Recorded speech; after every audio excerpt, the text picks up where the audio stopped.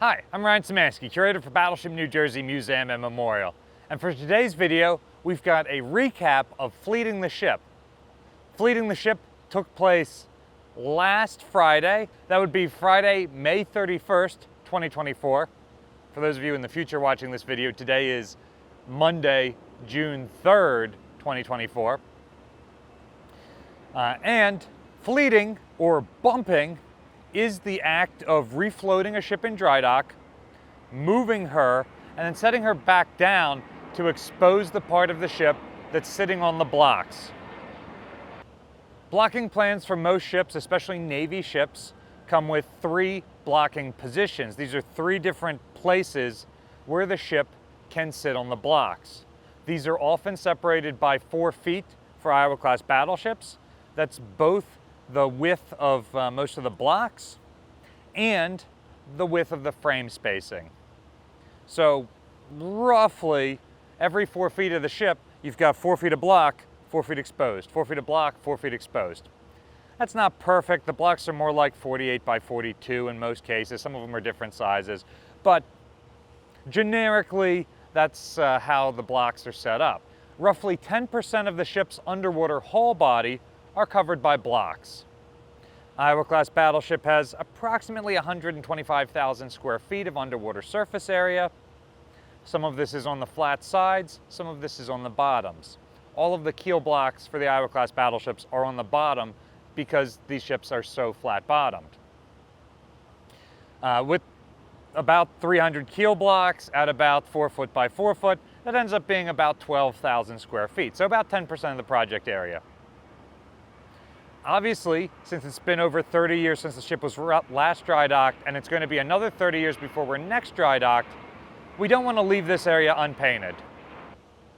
The Navy doesn't always fleet their ships. Oftentimes the ships are on an active enough maintenance schedule that they're going to be going into the yard every 2 to 5 years. And in those cases, they probably aren't fleeting them. But for things like reactivation, deactivation, and a couple times during her active career, we do have documentation that the ship would have been fleeted. And it's definitely something that we want to do as a museum, given how much time is between blockings. Common misconception about docking the ship is when we're fleeting her, we don't refloat her, take her out of the dry dock, reset the blocks, and then bring her back in. The blocks stay exactly where they are. We refloat the ship just enough to get her above the blocks.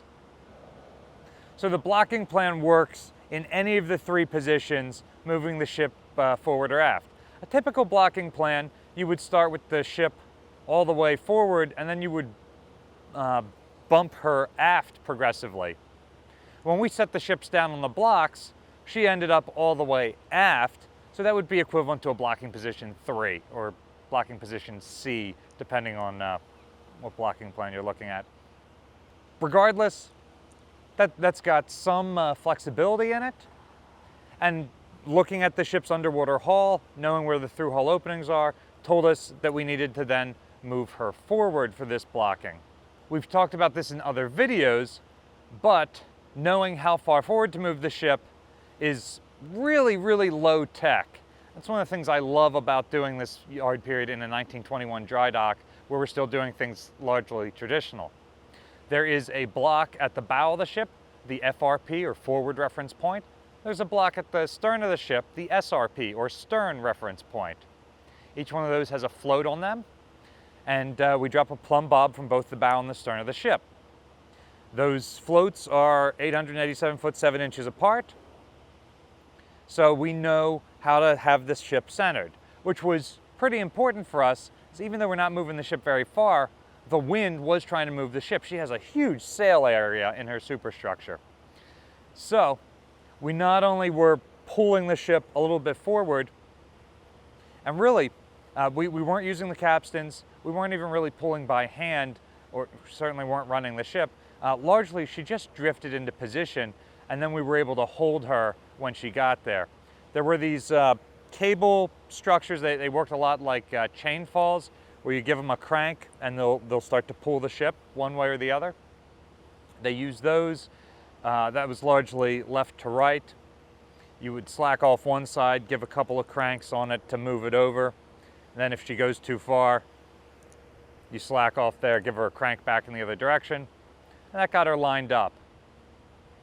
In many ways, fleeting a ship is a more granular movement than bringing her in initially. When you bring her in initially, you can drop her really in any position. But when you fleet her, you have to make sure that she's exposing all the areas that you need. So that was a longer process, I think, than getting her lined up in the first place. We did it in 2 tries. We moved the ship. We sent divers down. They looked at it to make sure that we weren't going to crush any through-hull openings, that everything was exposed. And they said that we had to move something like 18 inches forward and 3 inches to starboard, something like that. Those numbers and directions aren't exactly correct, but they give you an idea of the scale of the movement. It's a relatively small thing. So we refloated her slightly and moved her around. To refloat, we're not opening the caisson door. We're just opening a valve that lets river water come through the tunnels under here and then fill from the bottom up. And then when we're draining, the pumps down in those tunnels are just draining it from the top down. Interestingly, because the ship is taking up a lot of the area inside the dry dock, pumping the area where the ship is relatively quick. But once you get down to the last 5 feet or so where the ship is gone and the keel blocks are there, there's 90% more space than when the ship was occupying all of it. So that actually took a lot longer to flood and dewater than the first bit. It was just a cool thing that we saw during this evolution. All in all, it was an entirely professional operation. Everything went smoothly. And we're incredibly grateful to the folks from Rand Dive who did the inspections and the folks here at North Atlantic Ship Repair, operating dry dock number 3, who did the project very well without any damage to the ship.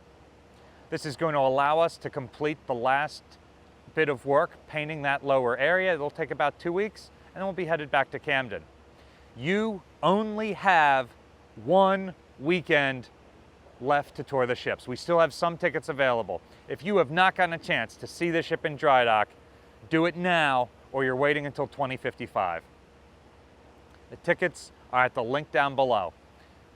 Battleship New Jersey receives operating support from the New Jersey Department of State, also from a number of other businesses and private individuals like yourselves. We really appreciate your support. There's a link in the description below if you'd like to donate to support the museum. You can also support us by liking, sharing, and subscribing so more people find about us in the channel. Thanks for watching.